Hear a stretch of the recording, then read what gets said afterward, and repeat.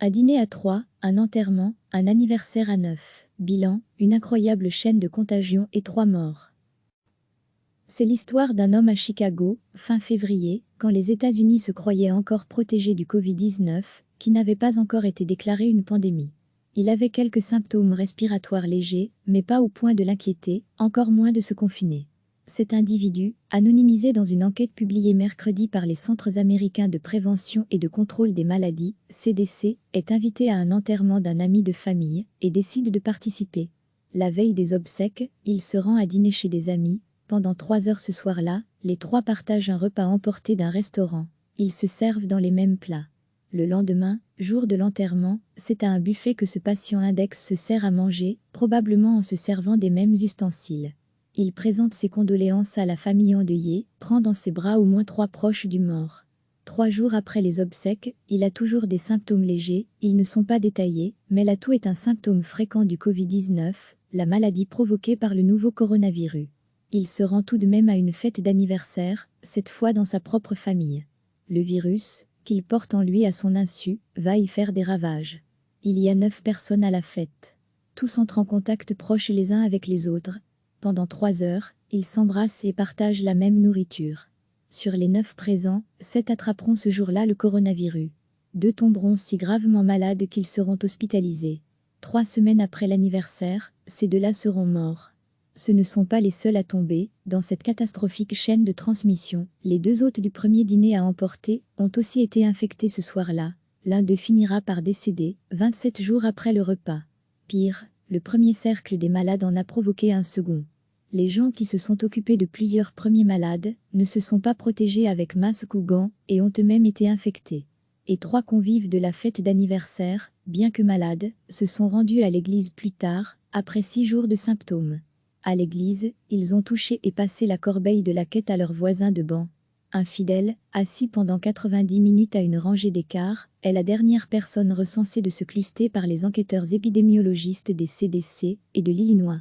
Au total, le patient index, qui n'a jamais eu besoin de voir un médecin, a contaminé, directement et indirectement, au moins 15 personnes en 3 semaines, dont 3 sont mortes. L'ordre de confinement dans l'Illinois n'arrivera que le 21 mars, plusieurs jours après la dernière de ces contaminations. L'histoire illustre l'importance de la distanciation sociale et la contagiosité élevée et invisible du nouveau coronavirus que les scientifiques tentent encore de quantifier exactement entre la très contagieuse rougeole ou la moins contagieuse grippe. Au début de l'épidémie, le consensus était qu'il se transmettait surtout par des postillons et des éternuements et en touchant une surface souillée où le virus peut rester quelques jours selon les matériaux. Degré à lire aussi, coronavirus, combien de temps le virus peut-il survivre dans l'air, sur du carton, du plastique, point d'interrogation. Puis il est apparu que les personnes sans symptômes étaient aussi responsables d'une bonne partie des contaminations, probablement par l'air qu'elles expirent, et récemment les États-Unis et d'autres pays ont recommandé à leur population de se couvrir le visage hors de chez eux, afin d'empêcher les personnes sans ou avec peu de symptômes de donner, à leur insu, la mort aux gens qu'ils croisent. Recevez chaque matin l'essentiel de l'actualité. C'est l'histoire d'un homme à Chicago, fin février, quand les États-Unis se croyaient encore protégés du Covid-19, qui n'avait pas encore été déclaré une pandémie. Il avait quelques symptômes respiratoires légers, mais pas au point de l'inquiéter, encore moins de se confiner. Cet individu, anonymisé dans une enquête publiée mercredi par les Centres américains de prévention et de contrôle des maladies, CDC, est invité à un enterrement d'un ami de famille et décide de participer. La veille des obsèques, il se rend à dîner chez des amis. Pendant 3 heures ce soir-là, les 3 partagent un repas emporté d'un restaurant. Ils se servent dans les mêmes plats.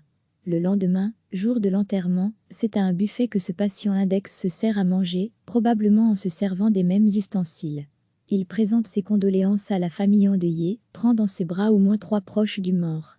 3 jours après les obsèques, il a toujours des symptômes légers, ils ne sont pas détaillés, mais la toux est un symptôme fréquent du Covid-19, la maladie provoquée par le nouveau coronavirus.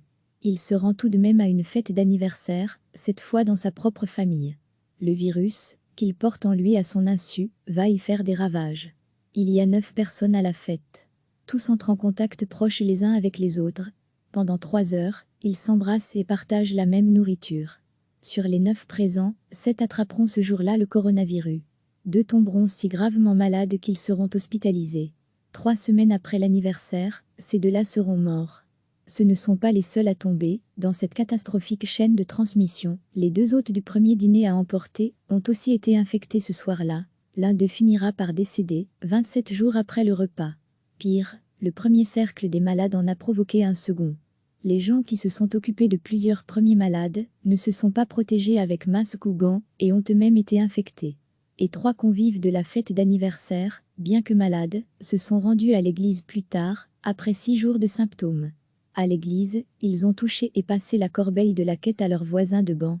Un fidèle, assis pendant 90 minutes à une rangée d'écart, est la dernière personne recensée de ce cluster par les enquêteurs épidémiologistes des CDC et de l'Illinois. Au total, le patient index, qui n'a jamais eu besoin de voir un médecin, a contaminé, directement et indirectement, au moins 15 personnes en 3 semaines, dont 3 sont mortes. L'ordre de confinement dans l'Illinois n'arrivera que le 21 mars, plusieurs jours après la dernière de ces contaminations.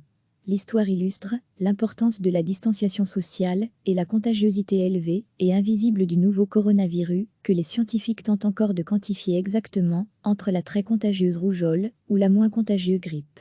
Au début de l'épidémie, le consensus était qu'il se transmettait surtout par des postillons et des éternuements, et en touchant une surface souillée, où le virus peut rester quelques jours, selon les matériaux. Degré à lire aussi, coronavirus, combien de temps le virus peut-il survivre dans l'air, sur du carton, du plastique, point d'interrogation. Puis il est apparu que les personnes sans symptômes étaient aussi responsables d'une bonne partie des contaminations, probablement par l'air qu'elles expirent, et récemment les États-Unis et d'autres pays ont recommandé à leur population de se couvrir le visage hors de chez eux, afin d'empêcher les personnes sans ou avec peu de symptômes de donner, à leur insu, la mort aux gens qu'ils croisent. Cliquez sur s'abonner pour recevoir les dernières nouvelles.